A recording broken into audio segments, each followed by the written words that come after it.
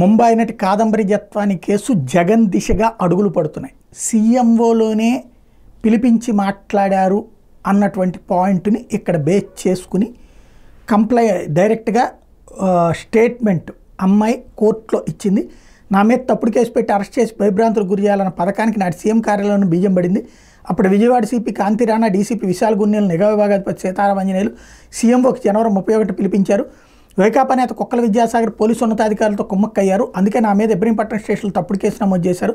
FIR నమోదు చేయకముందు విమాన టికెట్లు బుక్ చేసుకుని విశాల్ గున్ని బృందం ముంబైకి వెళ్ళిందని బాలీవుడ్ నటి కాదంబరి జత్వాని న్యాయాధికారి ఎదుటి వాంగ్మూలం ఇచ్చారు.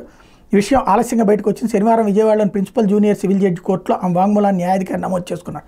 ఆమెతో పాటు సాక్షి అయిన గౌరిభర్తి శ్రీనివాసరావు వాంగ్మూలాన్ని కూడా నమోదు చేశారు. పారిశ్రామికవేత్త నేను పెట్టిన అత్యాచారం కేసును వెనక్కి తీసుకోవాలని ఒత్తిడితోనే ఇబ్రహీంపట్నం స్టేషన్లో కేసు నమోదు చేశారు. ఎఫ్ఐఆర్ నమోదు చేయగానే ఆగమేఘాల మీద ముంబై వచ్చి నాతో పాటు తల్లిదండ్రులను అరెస్ట్ చేయడం కుట్రలో భాగమే. పోలీస్ కస్టడీలో నన్ను ఉదయం 8 గంటల నుంచి అర్ధరాత్రి 12 వరకు మగ పోలీసు అధికారులు విచారించారు. ఏసీపీ హనుమంతరావు, ఇన్స్పెక్టర్ కాశీ విశ్వనాథ్ నన్ను విచారించారు. ముంబై కేసును వెనక్కి తీసుకోవాలని బెదిరించారు. వైకాపా నాయకుడు కుక్కల విద్యాసాగర్ ఫోర్జరీ ఒప్పంద పత్రాన్ని సృష్టించి కట్టుకదల్లారు. నన్ను పెళ్లి చేసుకోవాలని విద్యాసాగర్ తెచ్చిన ప్రతిపాదన 2015లో తిరస్కరించా. దీన్ని మనసులో పెట్టుకుని కుట్రకు పాల్పడ్డాడు.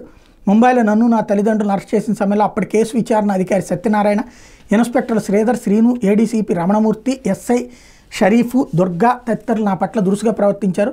నా ఫోన్ని జనవరి 31 నుంచే ట్రాకింగ్లో పెట్టి నా కదలికలను తెలుసుకున్నారు.